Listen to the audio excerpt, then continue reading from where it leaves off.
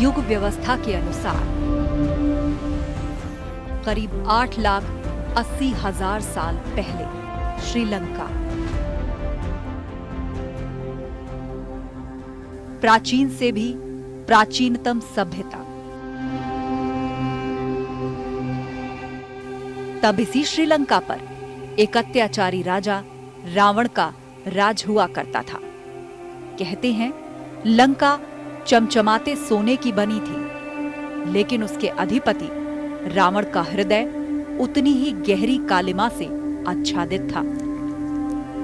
महाअभिमानी और सदाचारियों का परम शत्रु। विप्रधेनु सुर संतहित लीन मनुज अवतार, निज इच्छा निर्मित तनु माया गुण गोपार। प्रभु राम जी का जन्म धरती से अत्याचार करना उनका मुख्य उद्देश्य था। बताया नहीं कि कहा देवताओं से कि मैं आपके लिए ही ये मानव रूप धर करके और पृथ्वी को स्रोत से हीन करूंगा। जब हुई धर्म की हानि, बाढ़ही असुर अधम अभिमानी। तब तब धरी प्रभु विविध शरीरा, हर ही दयानिधि सज्जन पीरा।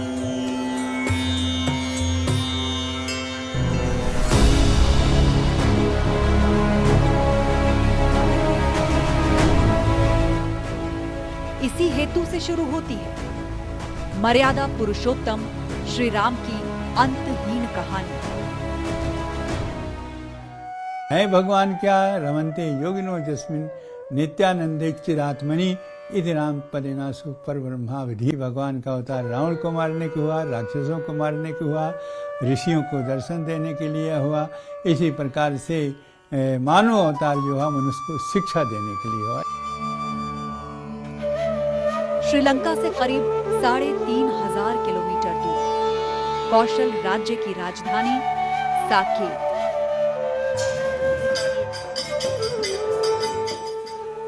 साकेत अर्थात जो स्वर्ग के समान हो। इसी साकेत को आगे चलकर नाम मिला अयोध्या, अर्थात जो अयोध्य है, जिससे युद्ध नहीं हो सकता।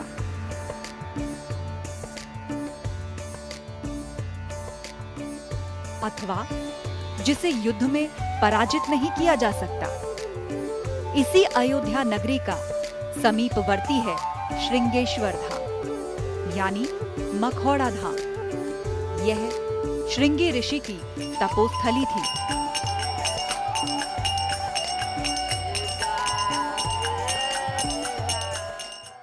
सुर समूह विनती करी, पहुंचे निज निज धाम। यानी ये जो देवता गण थे, इन लोगों ने परमात्मा से विनती किया। जगत जो है इसके बाद परमात्मा श्री राघवेंद्र सरकार का प्राकट्य होता है।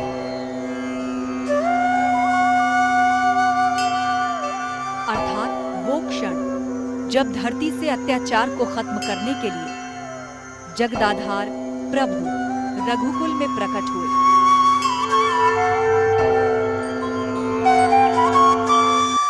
विप्रधेनु सुर संतहित लीन मनुज अवतार, निज इच्छा निर्मित तनु माया गुण गोपार। निश्चरहीन करऊं मही भुज उठाय पन कीन, और सकल मुनि के आश्रम जाई जाई सुख दीन। परमात्मा श्री राघवेंद्र सरकार का अवतार निश्चित तौर से असुरों के वध के लिए हुआ था।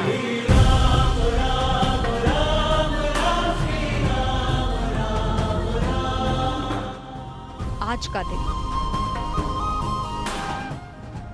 मैं अयोध्या।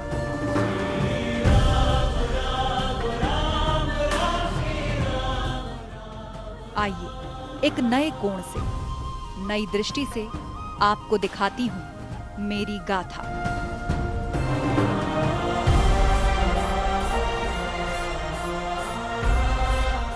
गाथा जिसमें वात्सल्य भी है, राग भी है, करुणा भी है, श्रद्धा भी है, द्वेष भी, श्रृंगार भी है, ध्वंस भी है और निर्माण भी। अयोध्या जो है कई बार पूर्ण रूपेण से ध्वस्त हुई, विनष्ट हो गई और द्वितीय अयोध्या यदि विस्तार करने का काम किया तो विक्रमादित्य जी ने किया। कहते हैं अयोध्या में राम के काल की अब सिर्फ 2 चीजें बची हैं, एक पतित पावनी मां सरयू और दूसरी अयोध्या की माटी। बाकी जो कुछ भी है वो है संघर्ष और अंततः पुनरुद्धार। मनु ने इस नगरी को बसाया तो यहाँ जल नहीं था, जल का अभाव था। विष्णु के नेत्रों से आंसू गिर पड़े, जिस आंसू को ब्रह्मा जी ने, क्योंकि अमूल्य आंसू थी, उसको अपने कमंडल में रख लिए। उन्होंने वो कहा कि देखिए अब इस गंगा को हम देते हैं जो भगवान के विष्णु के नेत्र से ही है, इसीलिए इन सरयू का नाम नेत्रजा है। मैं काल के कपाल पर उल्लेखित वो शिलालेख हूं जो युग परिवर्तन के बाद भी अर्थवान है, सजीव है, अंतस में अनेक युद्धों का निःशब्द गर्जन समेटे अयोध्या, मैं अयोध्या। 2-10 योजनानि महापुरी, 12 योजन और 3 योजन, तो 3 योजन चौड़ी 12 योजन लंबी। कि पहला द्वार जो पश्चिम का था वो वर्तमान समय में जो लखनऊ है वहाँ था। मैं ही वो अयोध्या हूँ, पावन सरयू जिसके आज भी पांव पखारती है। भगवान राम की कुंडली में निर्दिष्ट वो भूभाग हूँ जिसे विष्णु के अवतार ने धरती पर आने के लिए चुना। मनु और शत्रुपा, दशरथ और ये कौशल्या शत्रुपा हुई और मनु हुए दशरथ। तो उन्हीं कुल में कहा कि मनुष्य सहित मनु ये अवतारा ले हूँ जिनकर वंश उदारा, इसलिए भगवान का अवतार की अयोध्या में ही हुआ। मैं वही अयोध्या हूँ जिसने अपने आंगन में साक्षात परम ब्रह्म को घुटनों के बल चलते देखा, काग के पीछे भागते, रूठते, रोते, रिझाते, खिजाते देखा है।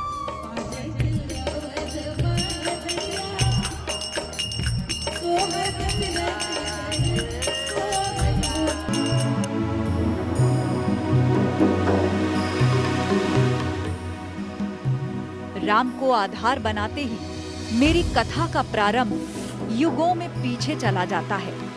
सतयुग में स्वयं वैवस्वत मनु ने मेरी नींव रखी।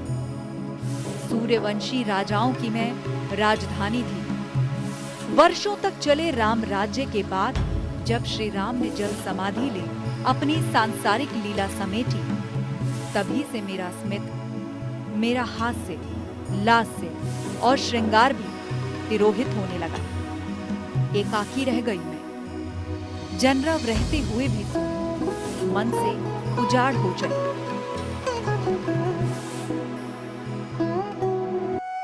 निर्माण में समय लगता है और विध्वंस में समय नहीं लगता है।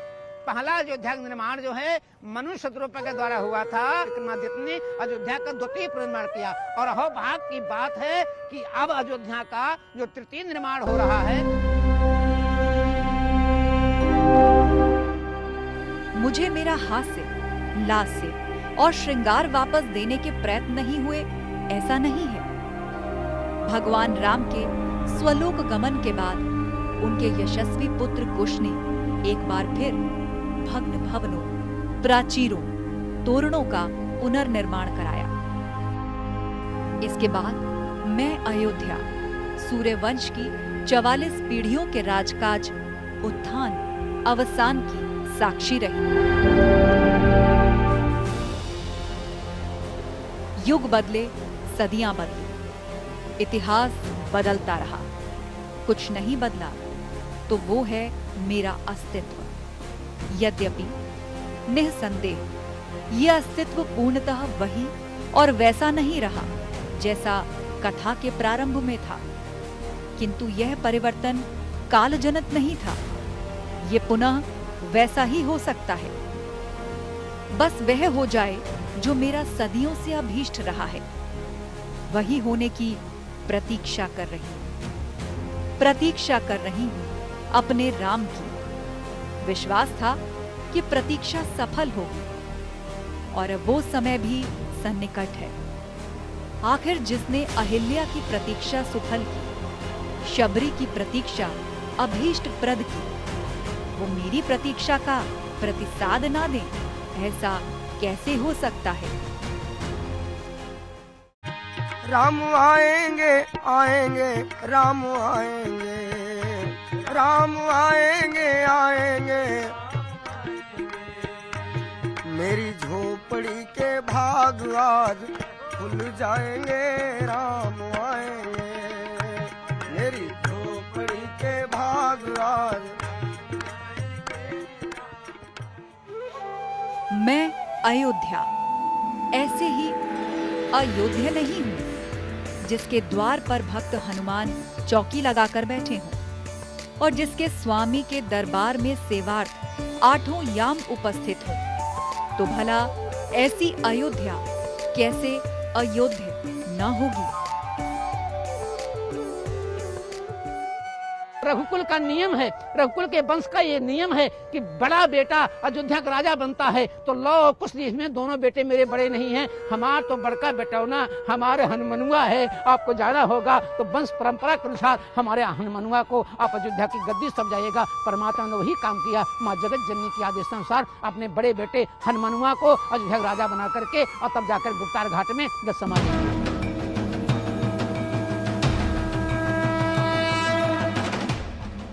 अयोध्या जिसे आप खुली आंखों से देखें या बंद पलकों से, भगवान राम इसके कण कण में दिखेंगे।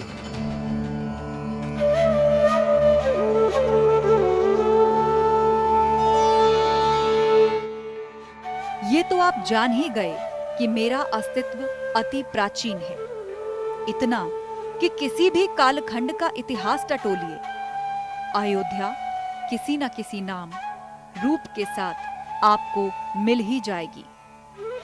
सतयुग में मैं अस्तित्व में आई, बसाई गई। त्रेता में प्रभु राम ने राज किया और वही कालखंड मेरे चिर अस्तित्व, चिरंतन पहचान का मूल कारक बना। फिर द्वापर में महाभारत काल में भी अयोध्या में दीर्घ यज्ञ नाम के राजा ने राज किया, जिसे बाद में भीमसेन ने परास्त किया। अयोध्या, मथुरा, माया, काशी, कांची, अवंतिका, उत्तरी कृष्णमार्जित ब्लैक पॉलिश्ड वेयर और रेड वेयर दोनों के साक्ष्य हमें अयोध्या में उत्खनन से मिले हैं। पुरातनता लगभग 7000 ईसा पूर्व तक जाती है। कलयुग में पौराणिक काल से बाहर आकर अयोध्या का इतिहास अगर देखें तो गौतम बुद्ध के समय मेरा उल्लेख मिलता है, जब कौशल के 2 भाग हो गए थे, एक उत्तर कौशल, दूसरा दक्षिण कौशल, जिनके बीच में बहती थी सरयू नदी। आध्यात्मिक रूप से परम वैभव का यदि कोई सबसे अच्छा स्थान हो सकता है तो अयोध्या है। इसलिए भगवान बुद्ध ने इस स्थान को अपने त्याग, तपस्या और समर्पण के लिए अवचुनन किया। करीब 600 ईसा पूर्व में राजा प्रसेनजित के समय में मैं श्रावस्ती की राजधानी थी। गुप्त सम्राट स्कंदगुप्त अपनी राजधानी पाटलिपुत्र से यहाँ लेकर आए और मेरा नाम रखा अयोध्या। तब अर्थात गुप्त काल में मेरी गिनती बड़े व्यापारिक केंद्र के रूप में होती थी। समय व्यापारिक केंद्र के रूप में उत्तर भारत में एक प्रसिद्ध नगर था। 2 नगर, एक श्रावस्ती और एक अयोध्या। पूरे सरजू के रूट पे खाली अयोध्या ही मुख्य नगर था और जिसका गुप्तों के समय में व्यापारिक महत्व बहुत बढ़ गया था। शुंग वंश के प्रथम शासक पुष्यमित्र शुंग का एक शिलालेख अभी तक मैंने संभाल कर रखा, जिन्हें वैदिक धर्म के पुनरुत्थान का श्रेय भी दिया जाता है। आगे चलकर इतिहास के इन्हीं पृष्ठों, अभिलेखों में उल्लेखित तथ्य साक्ष्य के रूप में मेरी पहचान सिद्ध कराने वाले हैं। द्विरश्वमेध याजिनः, जो एक प्रत्यक्ष प्रमाण है कि पुनः सनातन धर्म को स्थापित करने वाला पुष्यमित्र शुंग अयोध्या में राज्य कर रहा था। बौद्ध काल में साकेत नाम प्रचलन में आने के बाद कुछ दशक ही बीते और पुनः मेरे मूल नाम अयोध्या से मेरी पहचान बनी। प्रमाण मेरे केंद्र स्थल से मात्र 24 किलोमीटर दूर करमदंडा गांव में मिलेगा।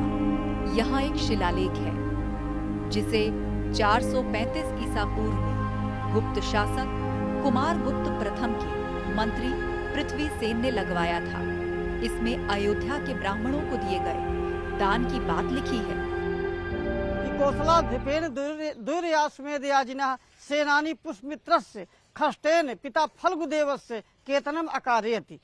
तो इस अभिलेख से ये जानकारी मिलती है कि सम्राट पुष्यमित्र शुंग के समय में जो है उन्होंने एक बहुत बड़े विशाल मंदिर का निर्माण भी कराया था। अब मैं अपनी वो कथा सुनाने जा रही हूँ जिससे मेरा अस्तित्व है, जो मेरी थाती है और जिसके बिना हमारी, आपकी या कहें पूरे भारतवर्ष की सांस्कृतिक पहचान अधूरी है। इस कथा के आधार तत्व भी राम ही है, लेकिन ये ऐतिहासिक है, पौराणिक नहीं। इसीलिए सत्यता पर कोई प्रश्न नहीं है। और हाँ, संघर्ष, जिजीविषा, त्याग, रक्तपात और बलिदान के उपरांत मनोवांछित की प्राप्ति की गाथा कम रोचक भी नहीं है। कथा है हमारे आपके, सबके आराध्य प्रभु राम के मंदिर की। आज द्वितीय अयोध्या को जिस तरह से विस्तारित करिया एक गौ के निर्देशन पर, भगवती जब गौ माँ ने जब यहाँ आकर के और गौ के दुग्ध के द्वारा वही अयोध्या के उन चिन्हों को स्थापित करके और महाराज विक्रमादित्य ने उस अयोध्या को सजाने का काम किया। गीता प्रेस की पुस्तक अयोध्या दर्शन की पृष्ठ संख्या 98-99 में पहले राम मंदिर निर्माण का आख्यान मिलता है, जिसे गुप्त वंश के सबसे महान और पराक्रमी राजा विक्रमादित्य ने बनवाया था। निर्माण एक पृथ्वी के स्वरूप में एक गाय आई और वहाँ विक्रमादित्य आए और विक्रमादित्य ने कहा कौन सा स्थान है जहाँ जहाँ वो गाय गई है उसकी स्तन से दूध टपका है, वहाँ लिख दिया गया है कि यह स्थान है। उसके अनुसार से विक्रमादित्य ने अयोध्या का द्वितीय निर्माण किया। जैसे अयोध्या से श्री राम की कहानी जुड़ी है, ठीक वैसे ही राम मंदिर से राजा विक्रमादित्य की कहानी जुड़ी है। साक्षात प्रयागराज खुद आते हैं, प्रयागराज आकर के और अपने आप को पवित्र और अपने आप को धन्य समझते हैं अयोध्या आकर के। इसलिए उसी समय से विक्रमादित्य का यह नेत्र खुला और विक्रमादित्य आकर के वह प्राचीन अयोध्या को खोज करके और अयोध्या को बसाने का काम किया। सतयुग की अयोध्या को कलयुग में विक्रमादित्य के खोजने और संवारने का जिक्र रुद्रयामल ग्रंथ में भी मिलता है। कहते हैं कि राजा विक्रमादित्य ने 148 तीर्थों में कुल 360 मंदिरों का निर्माण कराया था, जिनमें मेरे राम का मंदिर भी शामिल था। उन्होंने कहा कि महाराज यही अयोध्या नगरी है और इस अयोध्या नगरी का आप पुनरुद्धार कीजिए। अयोध्या के 148 तीर्थों का जो है वो सुनिश्चितीकरण किया। मैं अयोध्या भारत की 7 मोक्षदायिनी पुरियों में से एक थी, लेकिन नियति को शायद कुछ और ही मंजूर था। युग बदल रहा था तो मेरी परिणति भी बदलने वाली थी। अयोध्या के 9 द्वार बताए गए हैं। उस दृष्टि से ये देह भी अयोध्या ही है, जो रोम रोम में रमता है, सर्वत्र जिसका वास है, जो नित्य विद्यमान है, ऐसी सनातन, शाश्वत, सार्वभौम, प्रत्येक काल में स्थिर अथवा समीचीन और नित्य प्रासंगिक सत्ता श्री राम है। या मनुना मानवेंद्रेण या पुरी निर्मिता स्वयं, मनु ने ही इस नगरी को बसाया कि देखत पुरी अति अभागा। ये दूर से ही इस नगरी को देख लिया जाए तो जन्म जन्मांतर के प्रायश्चित जो है समाप्त हो जाते हैं। ये तो देह भी एक प्रकार से अयोध्या ही है, जिससे लड़ा नहीं जा सकता, यानी जिससे जीता नहीं जा सकता, वो अयोध्या है। अब सवाल उठता है कि प्राचीन से भी प्राचीनतम अयोध्या की स्थिति क्या है और अयोध्या का महत्व क्या है। महाराज मनु की जो पहली राजधानी बनी है वो अयोध्या बनी है। तो अयोध्या राजधानी के साथ साथ हम कह सकते हैं कि मानवता को जो उत्स है, मानवता कहीं से प्रारंभ होती है। पहला मानव इस धरती पर, इस विश्व में आया और उसने किसी नगरी की स्थापना करके और अपने जीवन चक्र को आगे बढ़ाकर मानवता के उन्नायक सफर को आगे बढ़ाया है, तो उसकी भूमि अयोध्या है। भारत की हर धड़कन में श्री राम है, हर श्वास में रमे हुए हैं श्री राम। जीवन की आशा में परस्पर मिलते हुए दो व्यक्ति एक दूसरे को राम राम कहते हैं। मृत्यु पर श्मशान ले जाते समय राम नाम सत्य ही मोक्ष मंत्र बन जाता है। ऐसे राम की महिमा अपार है, अनंत है उनका विस्तार। भला ऐसे राम की अयोध्या किसी आक्रांता के आगे कैसे हार जाती, जबकि अयोध्या तो अयोध्य है। जो बाह्य रूप से नहीं, अंतर्गत जो अपने हृदय के द्वंद्व को समाप्त करके और मानवता को प्रसारित करने वाली राजधानी है, उसे ही हम अयोध्या करते हैं। जिसको कभी हराया ना जा सके, जिसको कभी जीता ना जा सके, जिसको कभी पराजित ना किया जा सके, जिसको कभी परास्त ना किया जा सके। वैसे तो मैं राम से भी प्राचीन हूं। मैंने नगर शहर होते खुद को कई बार बनते, मिटते, सजते और संवरते देखा। सतयुग में मनु के मन में बसी मैं, त्रेता में महाराज दशरथ का स्वर्णिम युग देखा, राम का राम राज्य देखा, फिर उन्मादी बर्बरता की गवाह भी बनी। ऐसे तो मैंने अनेक युद्ध देखे हैं, भूमि पर अस्त्र शस्त्रों से लड़े जाने वाले भी और अंतस में चलने वाले भयंकर महायुद्ध भी। लेकिन 1528 में अयोध्या से लड़ा गया वो युद्ध जो युद्ध नहीं, एक आक्रांता का आक्रमण और समर्पण के बजाय प्रतिकार में शीश कटाने वालों की सैन्य यज्ञ में आहुति ही थी। तब मेरी आत्मा पर प्रहार हुआ था, राम के नगर पर प्रहार हुआ था, भारत की सांस्कृतिक पहचान पर प्रहार हुआ था, राम के जन्म स्थान पर प्रहार हुआ था। लेकिन तब भी मैं हारी नहीं। मेरी आगे की कहानी अत्याचारी आक्रांताओं की इसी बर्बरता से भरी है, जिसे मैं अगले रविवार सुनाऊंगी।